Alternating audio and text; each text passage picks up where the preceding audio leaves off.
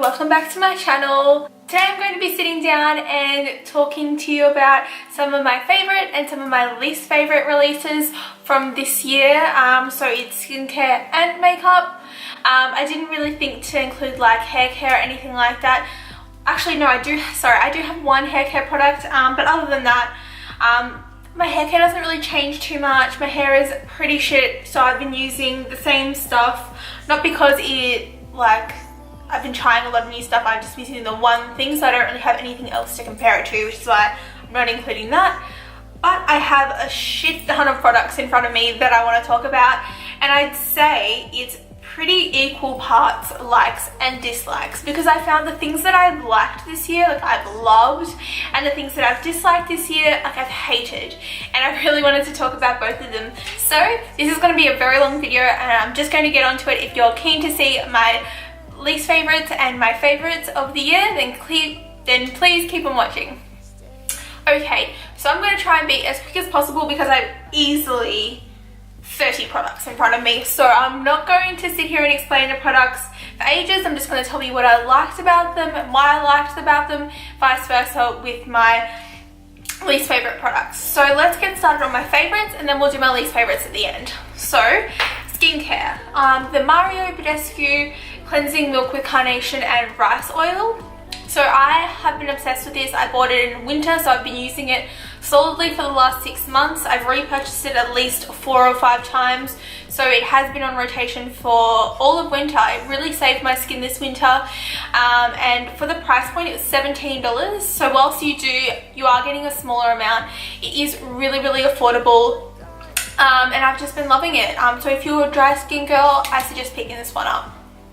Next up, another Mario Badescu. This is one that I have repurchased countless numbers of times. I'll go through it so quickly. I wish they would bring out in Australia, because I know in America they do, a big bottle of this, like the rose one, because this is just an incredible spray. I use it as toner because I find actual toner with dry skin just really like sucks out the moisture in my skin. So spraying a bit of this as soon as I get out of the shower and I've cleansed and exfoliated my face just does me wonders, and I love it so much. So shout out to Mario Badescu. I have a bunch of his products, and I think for the price point, I really feel like you're getting high-end products for such a drugstore price, and I can't recommend his products enough. Anytime anyone asks what brand to go for, I say give his stuff a try, just because it is so affordable. If something doesn't work for you, you haven't wasted like $50 or $60 on a really expensive product, so there's not too much to lose, you know? Okay, moving on, we'll say hair care. This is probably something you've seen a lot, especially if you have blonde hair and you get your hair done professionally. It's Olaplex. My hair at the start of this year was an absolute hot mess. It was so bad. It's only just starting to get better now. I haven't dyed it since July, just because I'm trying to get it really healthy for before I go overseas, so I can go a really cute color and have really pretty hair for then. But yeah, my hair was just a hot mess. Like my layers, I haven't had layers since I was 16 years old, but I had layers that were like literally up to here, and doing Olaplex treatments in the salon every like couple of months, and then doing this once a week with my hair has just saved my hair.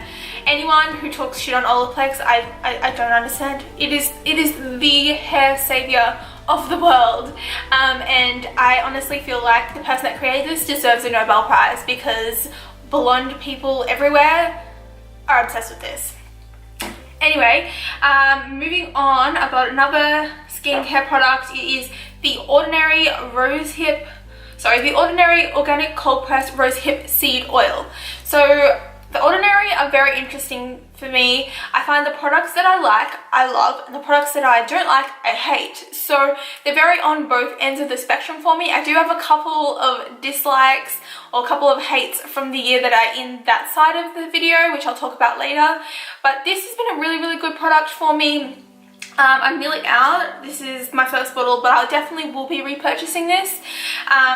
So I find what I do is, on days where my skin feels super dry, I will put this on under my eyes, on my eyes, and all around my face. It's like you need like the tiniest bit. There's like it's just pure oil. So I use like the tiniest bit on my face, and then I put moisturizer over the top, and it just like really moisturizes my skin.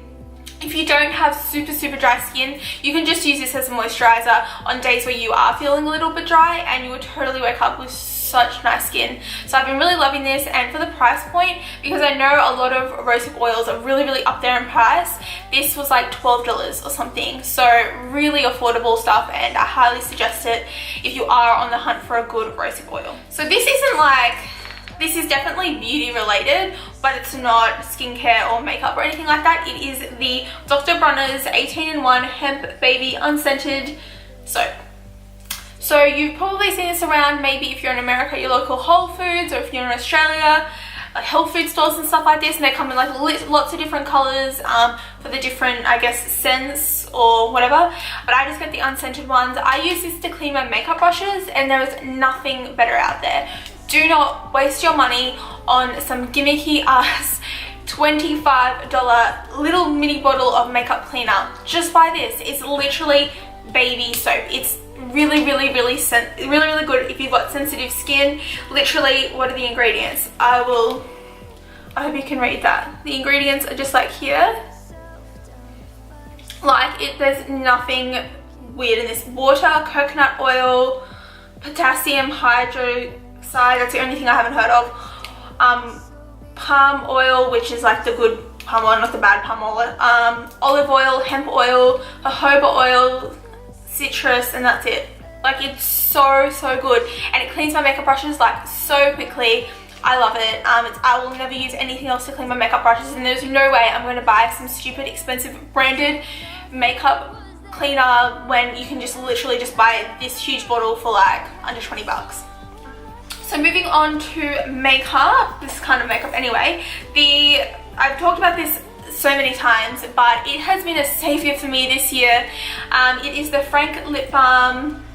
I know they brought out flavored ones recently, but this is just like the OG. It has been a savior for me. I've repurchased it a few times, and I've got the Glossier ones as well, and they are really nice, but I just keep going back to this one. There's something about it. When my lips are super chapped, this is the only thing that I want to put on it. I put it on before I go to bed at night, and I wake up and my lips are perfectly nice and plump, soft, and I don't have any cracks or anything, because in spring I really suffered from super dry, cracked lips, and this just saved it. There was a point there where I had there was a point there for like 2 weeks where I had cracks like right here, you know, when you get them here, and it's so painful. No matter what you do, it just doesn't go away. But I put this on it. I even use like Paw ointment, did nothing. This saved me. So this is my absolute favorite lip balm. I've used it all year non-stop, and I highly suggest it. It's like 10 bucks. Like, just get it. Okay, so next up, let's talk about Glossier, because there was some things that I fell in love with this year from Glossier. They're amazing. The brand is definitely hyped up, especially because they don't even ship to Australia, but their good products are really good. So mainly the thing I want to talk about is the priming moisturizer. I love this. I haven't had this for long. I only literally got this last month, but I had to put it in my favorites. I had to, because I know that this is the best primer I've ever used on my face. So I know a while back I talked about the fact that the Smashbox Hydrating Primer was my favorite. This is better. This works so amazing if you've got like a matte foundation, if you've got something that's going to dry you out a little bit. You can well, I do both. I'll put this down on my skin as a primer and moisturizer, and then I'll also like mix it in with foundation if I want a little bit more of a dewy finish, and it's just incredible. It works with every foundation I've ever used. Like, I cannot fault it. There's not one foundation I've used where this hasn't worked with it. And it's incredible. When I'm in America next year, I'm going to be picking up, I'm not even exaggerating, I'm going to pick up probably 10. Love it. It's amazing. Also on the Glossier train is the Wilder. I have loved this year. I got this, say 3 or 4 months ago, and I have dabbled in and out of it. I go through stages with it, but I found that every time I wear it, my skin just looks fucking flawless. Like, look at my skin today. I only set my under eyes with it, and like my forehead and stuff, but my skin looks flawless, and it's honestly not this flawless underneath all this makeup, and I don't know how. what's in this Glossier? What magic is in this? Tell me. It's really good. If you can manage to pick up some Glossier stuff, I suggest giving this a try, especially with the brush that it comes with, because I've tried it with my own brushes, I've tried it with my beauty blender, and somehow it just never turns out the same as what it does with that brush. Alrighty, so next up, primer, another primer, the Designer Brands Moisturizing Primer. Really love this. It's really, really great if you're in Australia, if you're on a budget, if you want something that's easy to find. It's just really, really good. It leaves my skin feeling like it's had a big drink of water. I feel like that's the best way to put it, because it's not an oily primer in no sense. Like, it's not greasy, nothing like that. It just feels like your skin has had a drink of water. So let's talk about foundations. I've got two foundations to talk about today. The first one is the Tarte Rainforest of the Sea. So I've gone through stages with this year, but I found that when it's warm outside, which is majority of the time in Australia, this works really well. I find it leaves my skin looking dewy, but at the same time it really locks in makeup. I find it doesn't crack or break up throughout the day. I'll get home after a long day of work and my skin will still look amazing. It does dry down to, I'd say, natural, semi-matte, not fully matte at all. I'd say it's more natural, especially, I mean, I guess if you do have oily skin, it will look dewy, but if you have dry skin like me, I say it dries down pretty natural. So if I don't want a super dewy day, I don't want a super matte day, this is the perfect in-between foundation, and I've been reaching for it a lot. So I'm so glad that they've launched these in Australia now, even though I do have a backup that I bought when I was in America. Pick this up if you're in Oz. They sell them at Sephora now. Back on the Tarte train, I mean, I don't really have much to say because this is going to be in everyone's favourites. It is the Tarte Shape Tape. It is incredible. It's just as good as the hype suggests. Please launch it in Australia, please. I'm sick of telling people to get it, but then they'll be like, I can't find it, and I'm like, you have to buy it online. Sorry. So next up, I want to give a shout out generally to this brand, because there's 3 of their products in my favorites. Like, when I was scrounging through all of my makeup and trying to find my favorites from the year, I was like, Bianca, do you really need to put this in? But I was like, yes, I really need to put this in. I used it so much this year. And that goes for all of these products. It is Fenty Beauty. So Rihanna, she killed the game. She snatched the makeup industry by their fucking hair and dragged them to the other end of the fucking galaxy. Like, what? Like, everything I've tried, to be fair, I haven't purchased any new Fenty stuff since the original launch, just because the Galaxy palette, I think it was, and like a bunch of the stuff that came out since then, it just hasn't really caught my eye. But the foundation it is my favorite of the year. 100% favorite of the year. I will use this on weekends, I'll use this on nights out, when I know I'm going to have a big day, when I know I want my makeup to look beautiful all day. This is what I will use. Yes, it does oxidize, so buy a shade that's a little bit lighter, but if you can look past that, it is a beautiful, beautiful foundation. I've seen a lot of reviews from people with dry skin saying it didn't work for them because it was really drying. However, just mix it in with a moisturizer, mix it in with an oil, mix it in with something that will keep your skin dewy and hydrated, and you will see amazing results. I promise. This is incredible. And I've suggested it to all my friends, and all my friends that have picked it up have said that it's amazing and the skin looks amazing. So I really do think it works for everyone if you can work with your skin type. The Killawatt highlighter, like, look how much I've dug into this. Like, you probably can't see, but it's really, really dug into. And most of my highlighters aren't that used or ever looked that used, just because I have so many different highlighters and I like to change it up a lot. But this is just something I've been reaching for at least twice a week. I'd say at least twice a week. It's such a beautiful highlighter. It looks natural if you wanted to. You can build it up and it looks super blinding, and the formula is just so beautiful. It looks glittery, like you think it would be glittery, but it's not at all. And I can't fault it. It's my favorite highlighter of the year, absolutely. And then the Gloss Bomb, it's gonna be a cult product. I can see it. I think it already is. I'm wearing it on my lips today, just with a little bit of the Malibu lip liner from Kylie Cosmetics. It's just natural. It really is the perfect lip gloss for everyone, every skin tone. It doesn't matter, this will be flattering on you because it's super high in pigmentation, but at the same time it can look sheer, so it's hard to explain. And it smells nice, it's not too sticky, for a lip gloss it's pretty long wearing, especially if you put it on over some lip liner. So yeah, totally suggest picking this up. I think it's going to be $30, which is kind of on the pricey side for a lip gloss, but I don't see myself ever running out of this. I think it's beautiful. I've got a few more favorites. So let's talk about the Stila Glitter and Glow. I don't really have too much to say about this other than the fact that I think these might be strong words, but I think this is a revolutionary product. Like, I don't know whether I've been in the dark and other brands have been bringing out things like this, because I know there are definitely like liquid eyeshadows, but like not to the point where it's like looks like you've put pure glitter on your eyes. This is just, it's like foolproof. That's the word I was looking for.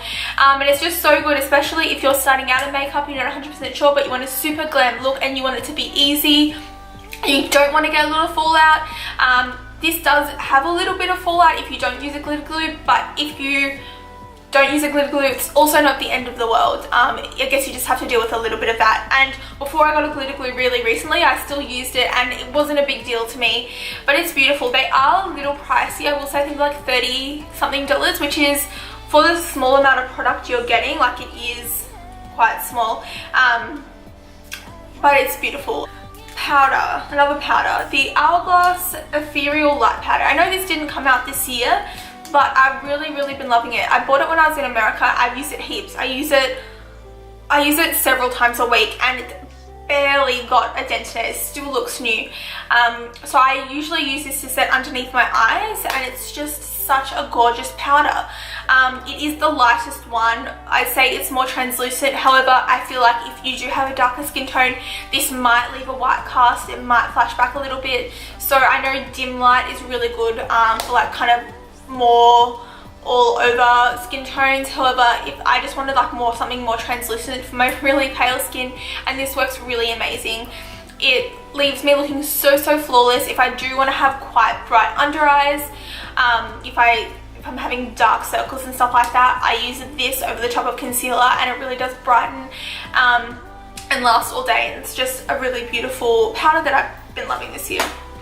Okay, second last of my favorites this year is the Mecca Maxima Chic Cheek, I always say that wrong, Chic Cheek Blush in Gold Glow, which again, I'm still confused why it's called Gold Glow when it's peach. Weird, but it's really beautiful. It's probably the one blush I reached for the most this year. It's got a beautiful formula. It's not too pigmented, but it's just pigmented enough to the point where you're not dabbing a little bit on and you're like, holy shit. But you can build it up, you can make it look really subtle. I find it works really well, really pretty as an eyeshadow. If you want more of a monochrome look, I did use this in my peach monochrome tutorial. I can link that below if you were interested in watching that and seeing this put to work, because it really was put to work. And it's beautiful. I love it so much. I was just picking it up. And Mecca Maxima brand, sorry if you're not in Australia, I'm sure it would be kind of hard to get if you're overseas, but the Mecca Maxima brand is super affordable, way more affordable than I thought it was going to be, because Mecca is, like their other skincare stuff is quite pricey, but the brand itself is just really affordable, and I've been meaning to pick up some more of their products because this worked out really well for me. Last but not least of my favorites is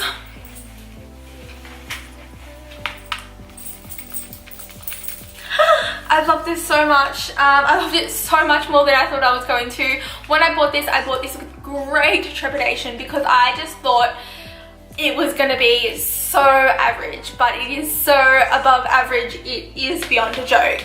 It has such a vast range of shadows in here. They all work amazing. The pigmentation, the blendability, everything. Like, Morphe stepped up their game so incredibly well with this palette, and from what I've been seeing, it's the same with their new palettes. Their new holiday palettes are really pretty. The packaging of those look so much nicer, and when I'm in America, I'm very excited to go to the Morphe store, the new ones that they've got anyway, because they look really fancy. But it's just been such an incredible palette. Jaclyn Hill killed it. Absolutely fucking killed it. And I heard that they did make it permanent, which is amazing. Also kind of frustrating for people that like rush to pick it up, but like we kind of knew that was going to happen because it is such like a popular product, and I'm going to be surprised if I don't see this in a lot of other favorites, just because I reach for it all the time. Like whenever I'm unsure of what I want to do with my eyes that day, if I want something glam, if I want something that's less glam, if I want something that's everyday, like this has everything. And it's my new favorite palette. I love it so much. So yeah, those are my favorites for the year. Now let's move on to some products that I didn't like. So my original plan was to have this video all in one, but it's already 20 minutes and we're halfway through. So part 2, my least favorites, is coming later in the week, so stay tuned for that.